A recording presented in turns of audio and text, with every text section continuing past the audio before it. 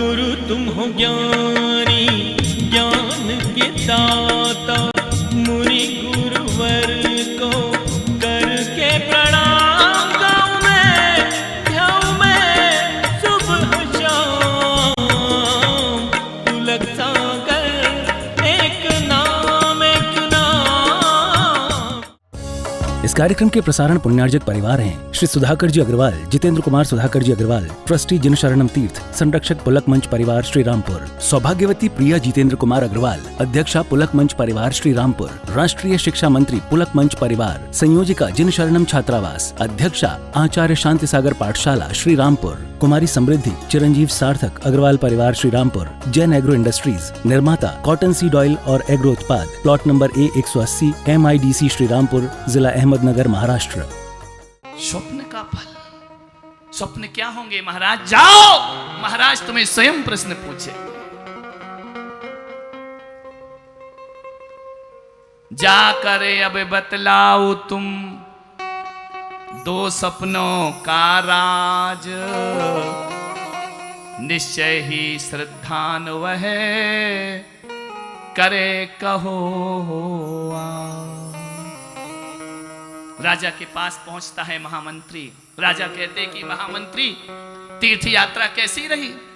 धन्य हो गया महाराज, धन्य हो गया, बहुत बार तीर्थ गया, आज जैसा तीर्थ मैंने जिंदगी में ऐसा तीर्थ नहीं किया। क्या हुआ महामंत्री? कुछ मत पूछो महाराज, मेरी जिंदगी धन्य हो गई, मेरा जीवन धन्य हो गया है, मेरी घड़ी धन्य हो गई है। अरे हुआ क्या है? मैं तर गया महाराज, मेरा भाव सुधर गया महाराज। अरे ऐसा क्या हुआ है महाराज? पूछो मत क्या हुआ है। मेरा जीवन धन्य हो गया आपकी चाकरी करके, आपकी नौकरी करके, आपके वंश में मैं अन्न पानी लेता हूं, मेरे जन्म जन्म सार्थक हो गए महाराज। महाराज महाबल ने कहा कि मंत्री जी बात क्या है? बोले बात अद्भुत है महाराज, मैं बता नहीं सकता, सामर्थ्य नहीं है मुझ में। नहीं मंत्री, मुझे भाव विभल मत करो, मेरी उत्सुकता को मत बढ़ाओ। मंत्री जी बताओ क्या बात है? नहीं महाराज। अच्छा ऐसा करो, मालूम है मंत्री, मैं तुम्हारा बरसों से इंतजार कर रहा हूं। कब से गए हो तुम तीर्थ यात्रा करने को? मैं तुम्हारी राह देख रहा हूं। महामंत्री सोचता है कि आने वाला भगवान हमारा राह देख रहा है, हमारा इंतजार कर रहा है। हे भगवान, आप हमारा राह मत देखो, सारा संसार आपकी राह देख रहा है। कोई माता मरुदेवी आपकी राह देख रही है। मंत्री मुझे उलझाओ मत। एक बात बताओ मंत्री, तुम गए हो ना, तो तुम्हारे बिना इस महल में मन नहीं लगता। मुझे सही सलाह देने वाले मंत्री केवल तुम ही हो। महाराज, हम जैसे अज्ञानी एक दिन तो सारा जगत आपसे सलाह मांगेगा। मंत्री क्या कहना चाहते हो? महाराज पहले आप कहो। बोले मंत्री, तुम्हारे जाने के बाद मेरे मन में रात्रि के शयन करता हूं तो स्वप्न बार बार आते हैं। स्वप्न आते हैं। एक स्वप्न आता है मंत्री कि मेरे जो 3 मंत्री हैं ना, उन्होंने मुझे जबरदस्ती पकड़ के कीचड़ में पटक दिया, दलदल में डाल दिया, वो मेरी हत्या करना चाहते हैं। सच कहता हूं मंत्री, तुम्हारे बिन अकेला हो गया मैं महल में। अब एक काम करना, आप तीर्थ पे जाओगे ना, तो मैं भी तुम्हारे साथ तीर्थ यात्रा पे चलूंगा। महाराज, 3 मंत्री मुझे कीचड़ में डाल रहे हैं। मैं घबराहट में हूं, मैं तड़प रहा हूं, मुझे बचाओ बचाओ बचाओ। सपने में चिल्लाता हूं, कंठ रुंध जाता है मेरा। मंत्री, पैर दलदल से निकालो तो पैर अंदर जाता है। क्या हुआ महाराज फिर? मेरे सपनों में मंत्री तुम आए, तुमने उन दुष्टों का संहार किया, मेरा हाथ पकड़ के मुझे कीचड़ से बाहर निकाला, और कीचड़ से बाहर ही नहीं निकाला, स्वयं बुद्ध तुमने मुझे सोने के सिंहासन पर बिठाकर मेरा अभिषेक कर दिया, मेरा स्नान किया, मेरे कीचड़ धो दी तुमने मेरी। आंखों से झरझर आंसू महामंत्री के। महाराज, हम जैसे पामर पतित जीव आपको कीचड़ से बाहर निकालेंगे, ये सपना है महाराज, हकीकत नहीं है। लेकिन क्या करूं मंत्री, एक दिन नहीं, 2 दिन नहीं, जब से तुम गए हो बार बार ये सपना मुझे सताता है। मालूम है मंत्री, मैं देखता हूं आकाश में एक विशाल दीप शिखा,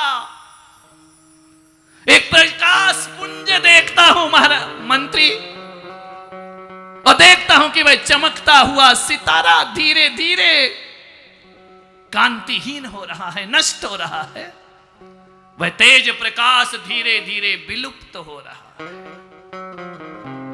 मंत्री, तुम ज्ञानी हो, बताओ भला मुझे स्वप्न बार बार क्यों आता है? बोले महाराज, कीचड़ में फंसे हो, दलदल में फंसे हो, वहां से निकाल करके तुम्हें सोने के सिंहासन पर बिठाया गया। जानते हैं आप, इतना पुण्य अर्जित किया है महाराज, आपने इतना पुण्य अर्जित किया है। स्वयं बुद्ध मंत्री कोई चाटुकार नहीं था, मुंह देखी बात नहीं करता था। नहीं तो अक्सर राजाओं को ऐसे लोग मिला करते हैं जो दिग्भ्रमित किया करते हैं। आंखों में जल भरे स्वयं बुद्ध मंत्री, तुम व्याकुल क्यों हो मंत्री? बोले महाराज, आपके स्वप्न का फल यह है कि आपको जो इस भाव में सुख मिला है, आपने जो विषयों में जीवन गुजारा है महाराज, अगला जन्म भी तुम्हें ऐसा ही मिलने वाला है। अगला जन्म?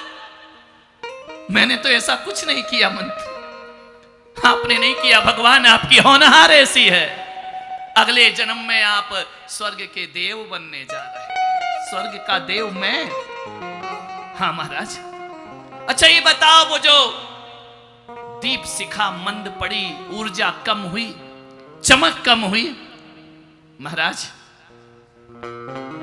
बड़े दुख के साथ कहता हूं कि अब आपकी आयु क्षीण हो रही है। आयु क्षीण हो रही है?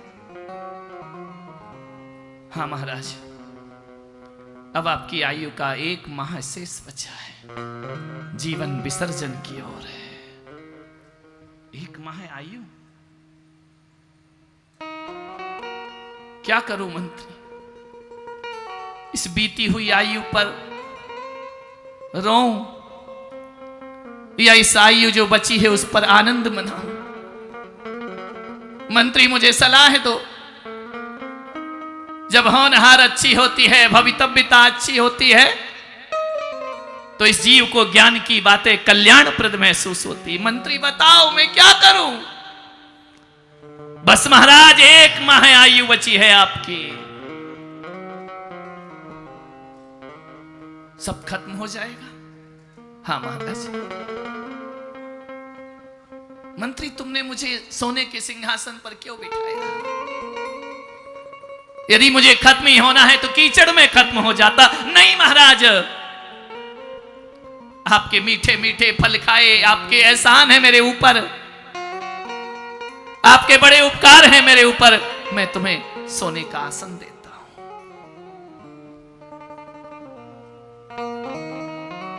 बीज बो दिया भावी तीर्थंकर का, अंकुरित होने लगी भूमि। महाबल ने कहा कि मंत्री, मेरे पुत्र को बुलाओ, मैं उसे आज ही अपना राज्य सौंपता हूं। वो शेष बसा हुआ जीवन परमात्मा के चरणों में समर्पित करना चाहता हूं।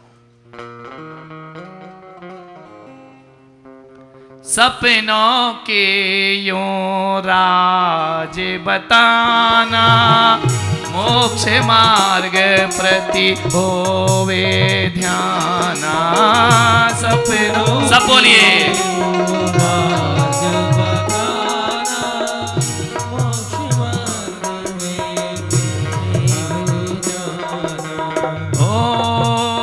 प्रथम स्वप्न में जो कुछ देखा, प्रथम स्वप्न में जो कुछ देखा, वह विभूति अगले भव पाना। वह विभूति अगले भव पाना। और दूसरा स्वप्न आयु की हासा, दूसरा स्वप्न आयु का आसा। एक माह है बस जीवन आशा। एक माह बस जीवन आशा। एक माह का जीवन है।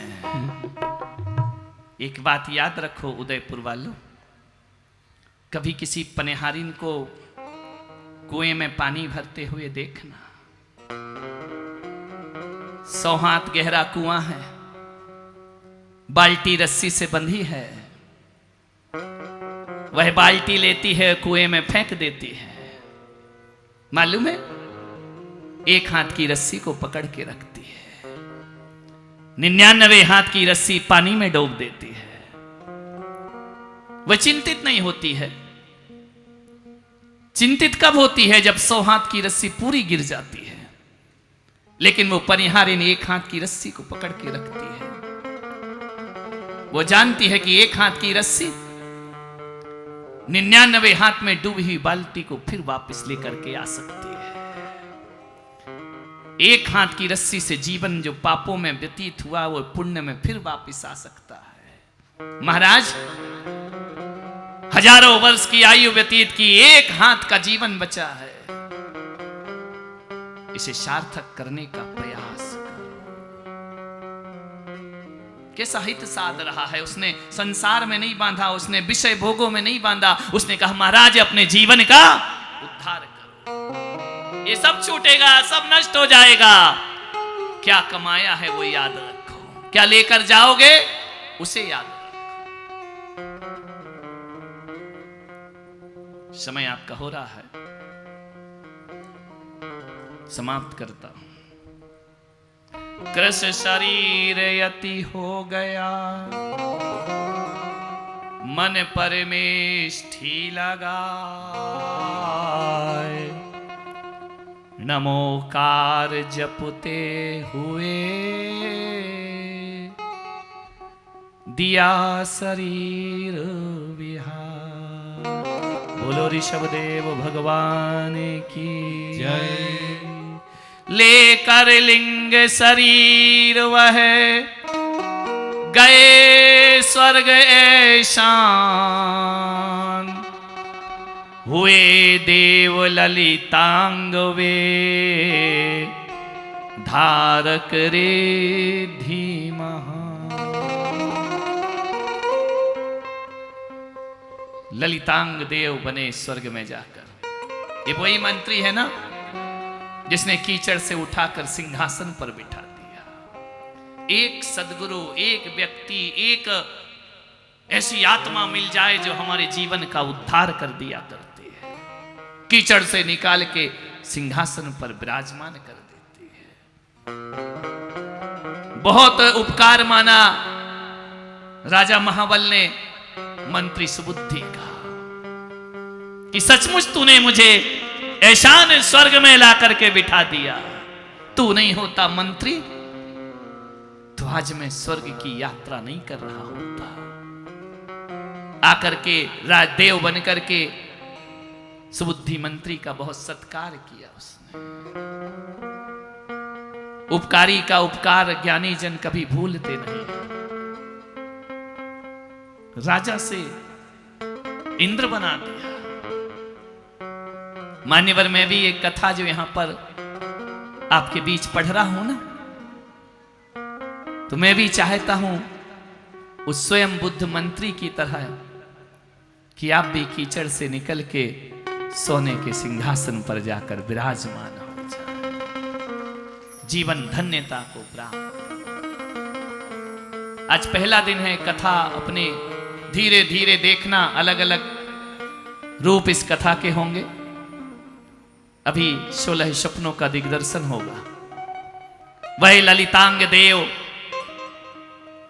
9 भव धारण करते हुए महाराजा नाभिराय के मरुदेवी की कोख में प्रथम तीर्थंकर ऋषभदेव बनकर अवतरित होंगे।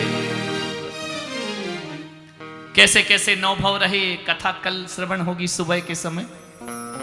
अभी कार्यक्रम बहुत सारे हैं, नाटकीय रूप भी है, आप उसे देखेंगे। महाराजा नाभिराय का दरबार, ये कोई फिल्मी कहानी नहीं, ये कोई चुटकुले नहीं, ये उपन्यास नहीं है, ये हमारे तीर्थंकर का पावन चरित्र है।